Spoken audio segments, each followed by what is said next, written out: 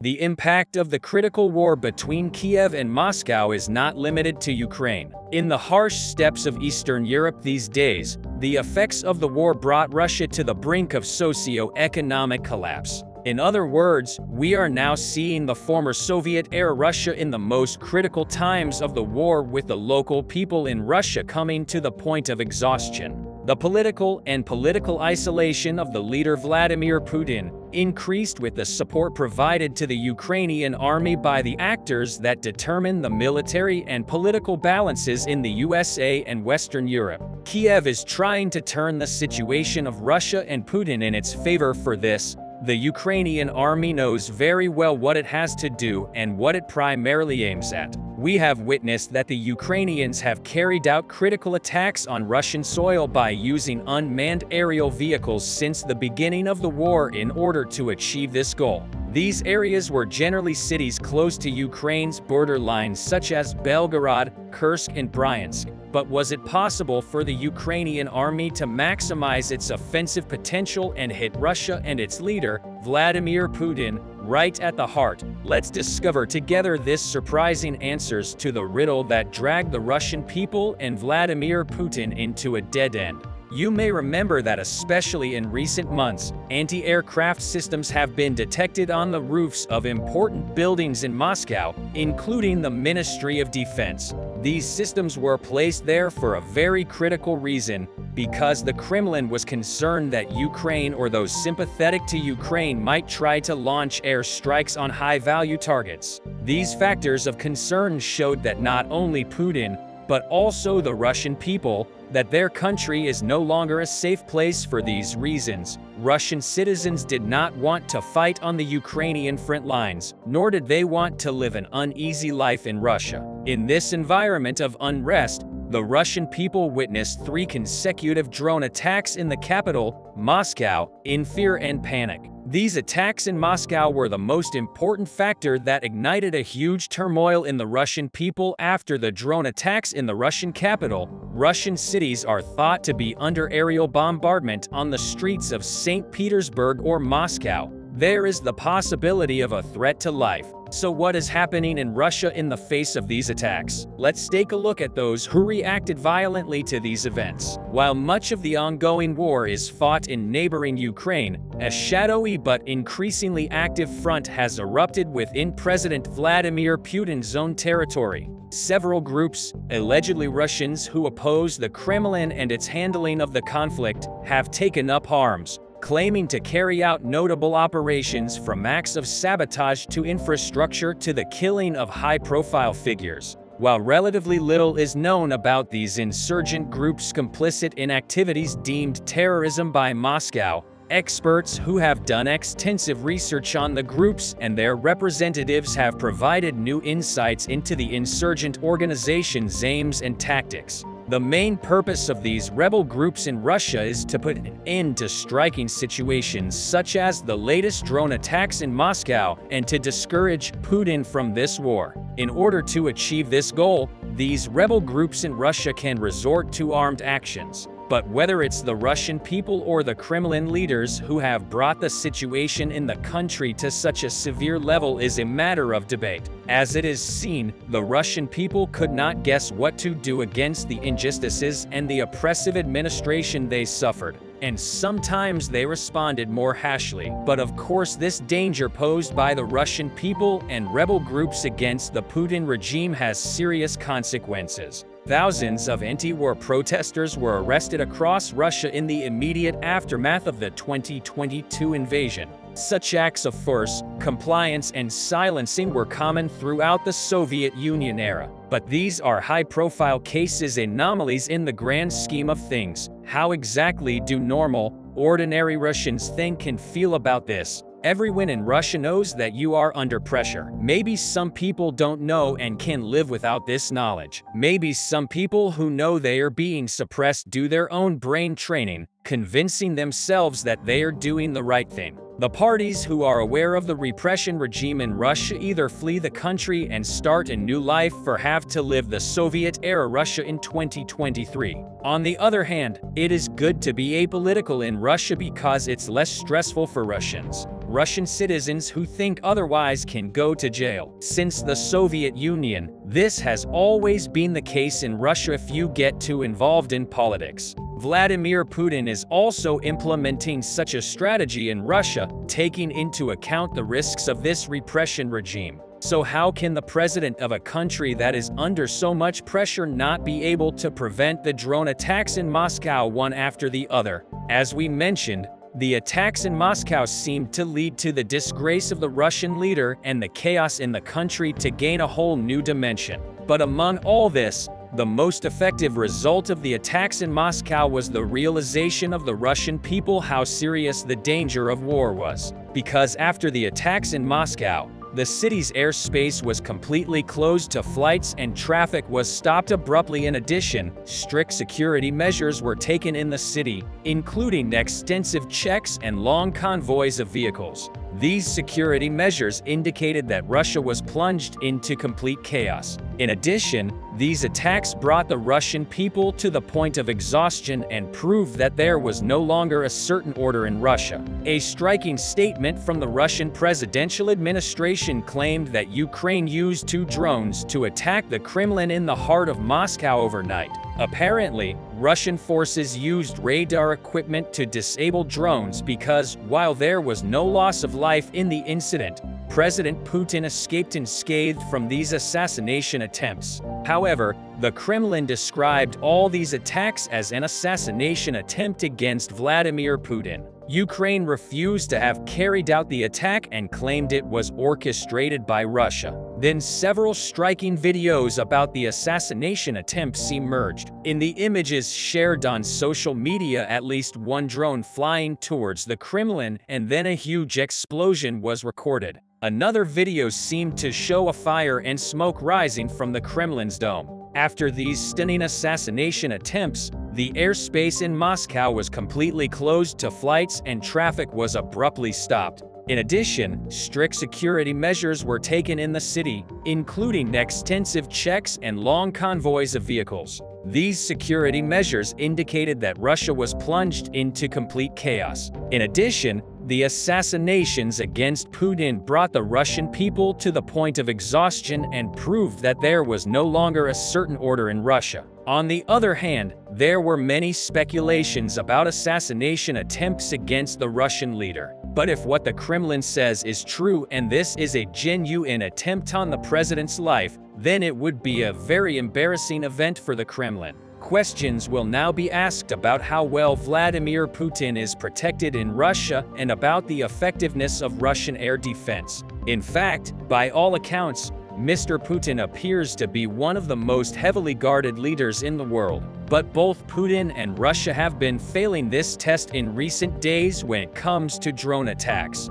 The drone attacks in Moscow were the latest example of this situation. In summary, it's not yet clear whether this issue will lead to a significant escalation on the battlefield, but it is a known fact that if this war continues, it is likely that much worse situations will await Russia than the drone attacks on the Kremlin, because the Ukrainian armed forces, with a military power it received from the USA and Western Europe, seems to make the Russians regret that they started this invasion. In other words, the drone attacks by the Ukrainians on the most important strategic center, such as the Kremlin, can be considered a start in the coming days. Maybe the Ukrainians will make the Russians experience the beginning of the end much better with the fire that they have lit in the Kremlin. There is some good and bad news in the Luhansk region. The Russians are slowly increasing the intensity of their attacks. As many of you noticed, the more you go to the north of the Luhansk region, the quieter is the front line. The Kremlin area has been very active with intense fights happening every day. The Svatov area sporadically had intense waves of engagements around Kazivka,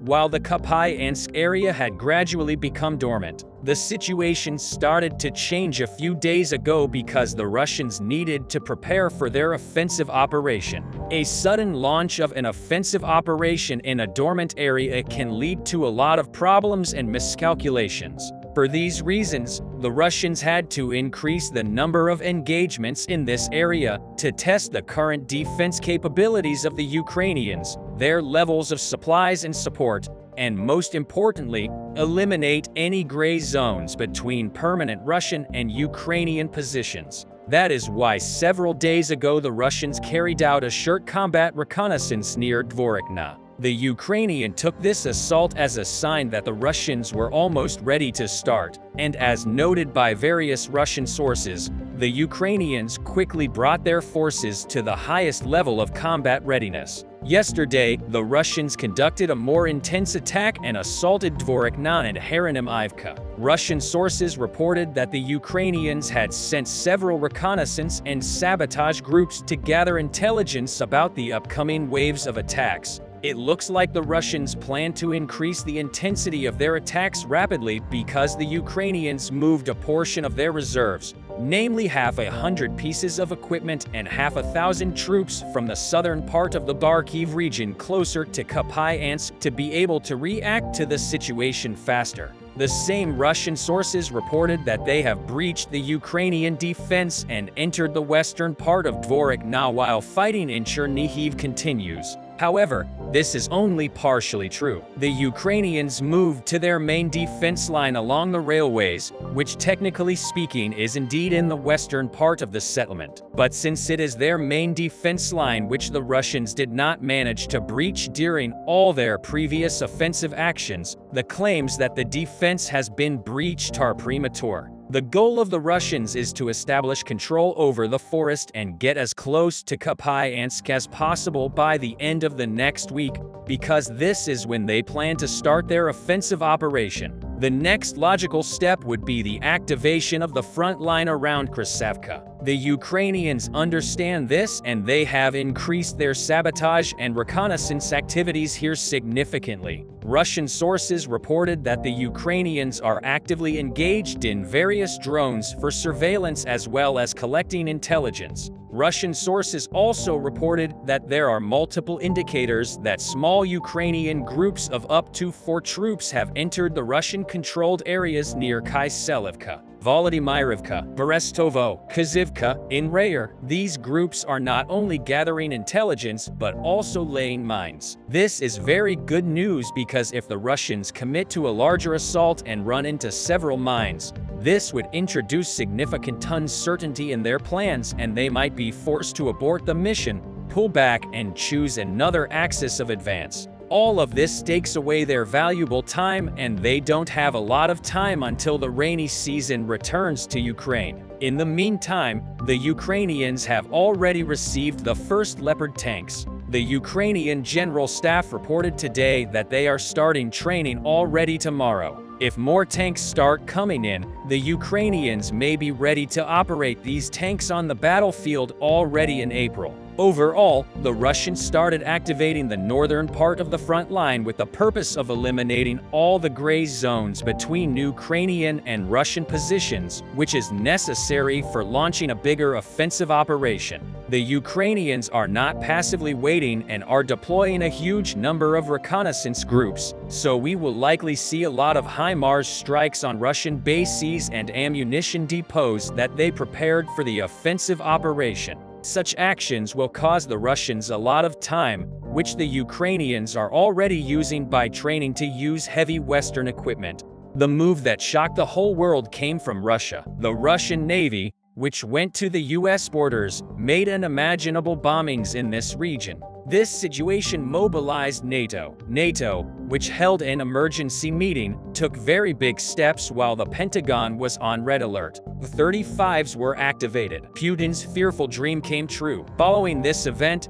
Putin, who moved the S-400 towards Bakhmut, received a huge surprise from Ukraine. This move of the Ukrainian army completely changed the course of the war. Immediately afterwards, shocking decisions about 16s emerged in the talks between the US and Ukraine. Putin, who was very angry about this, was literally cornered in Ukraine. Within the scope of the Russia-Ukraine war, very big developments have emerged in recent days. The US has revealed a very large embargo package within the scope of these embargoes. Russia's trade in the world was of such a nature that it would be greatly disrupted. The Russian ruble, which has been depreciating recently, would see the bottom with this step. After this move, the US started to make very serious threats to Putin. These threats included very serious issues, such as that Russia would turn Moscow into a crater at the slightest nuclear weapons testament. These words made Putin very angry in response to this situation,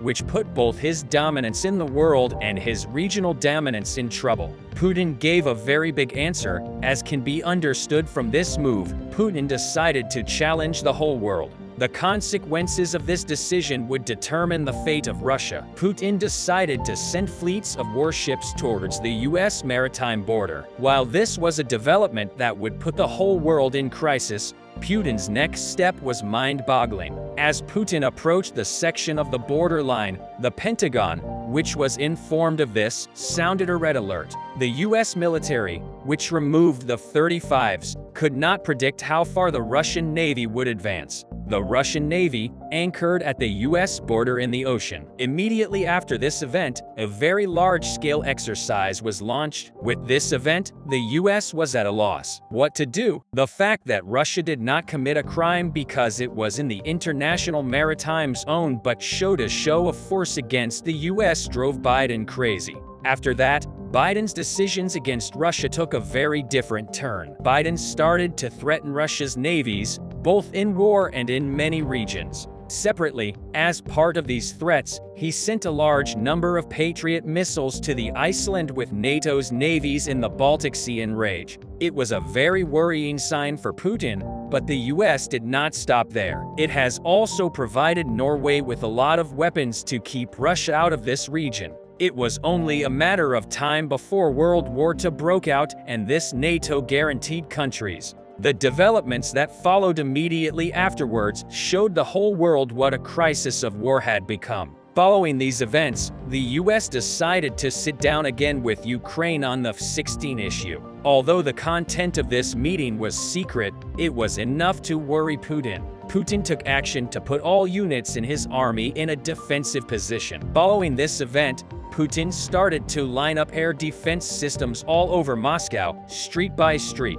But the real critical move came when he started to transport the S-400 for use in Ukraine. Russia now wanted to fully occupy Ukraine, but a huge surprise was waiting for the Russian convoy carrying the S-400s from Moscow to Bakhmut. This surprise put the Russian army into a very big worry. Since Putin could not break this backward resistance, he could not regain the trust of the people. That's why he sent us for hundreds from Moscow behind Bakhmut to be used here. Putin, who did not expect a possible attack because there were air defense systems in this region, had forgotten how strong Ukrainian intelligence was. When the Ukrainian army learned that the US for hundreds were heading towards this region, they started a huge preparation, scanning the possible routes. Ukrainian soldiers gassed at 3 of the roads in this region were possible routes and took action to blow up the Russian convoy. Ukrainian soldiers laid mines on the ground to complete their preparations.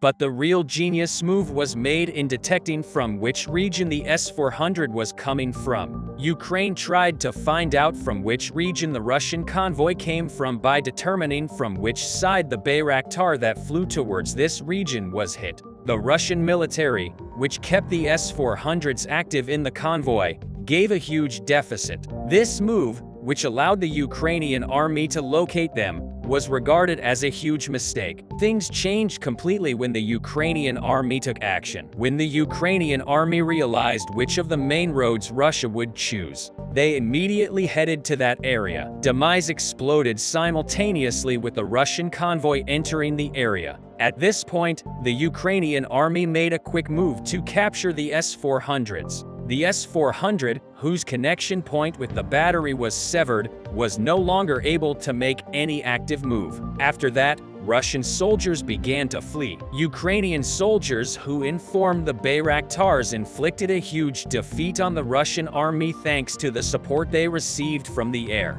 But what Ukrainian soldiers who did not have the software of this weapon did to the S-400 caused a huge echo all over the world. The Ukrainian army placed the capture S-Vandra 400 in an open area while it was intact, stating that the S-400 was not strong enough. This same poured flammable material on it and started burning the S-400s. This situation disgraced Russia's arms industry to the whole world. These images shared on social media proved once again to the whole world how badly the Russian convoy was protected. But the aftermath of this incident has left Putin in a state of utter despair. Putin has no more moves to make. After his defeat in the Baltics, the US has started to dominate in this region as well. Having lost the opportunity to withdraw from Ukraine, it is not known exactly what Russia will do with these latest moves. Despite all this, the comments of war analysts have stunned the world press. The Russian army now has a last resort. Putin's latest political failures have begun to show that he's in deep trouble. Putin, who argued that the Baltic is no different from the Black Sea, is now in a situation where he can no longer deploy his ships in this region. While it is not known how Russia will get out of such a complicated situation, the comments of war analysts surprised the whole world. The war analysts said that the Ukrainian army now needs a very small breakthrough to defeat Russia. Thanks to this breakthrough, Ukrainian soldiers are equipped to put Russia in a major crisis, analysts said, adding that Putin has lost his last chance for dominance in the Baltics while Russia was the most dominant country in the Baltics. Things changed completely when other countries refused to bow to Russian pressure. But even then, Russia's successes were all due to its intimidating military at the time of the war with Ukraine. Putin's statements that we would enter Kiev in a week were quite realistic for that period. But since the Russian army suffered a huge failure in this part, many states that took strength from Ukraine started to react against Russia. States that ignored not only Russia's regional dominance, but also its political power, realized that the old Soviet Union was no more. While this increased the pressure on Putin, the Russian people were left holding the bill for the failed invasion attempt. Many of the problems Russia now faces are thought to be Putin's fault. These stars of the Russian people have started to shed light on many issues in Russia as the elections are approaching. Because the Russian people no longer accept Putin's rule, there has been great turmoil in Russia's internal affairs. These upheavals have increased the opportunities for the Ukrainian army, while the Russian army continues to run deficits. With the continuation of these deficits, the Russian army is expected to suffer greater defeats. While it is known that Ukraine is mobilizing to organize a very large operation thanks to the new weapons it has in its army. But despite all this, shocking decisions are coming one after another from Russia. While it is assumed that Putin's new invasion attempt after Ukraine has failed, with these latest developments,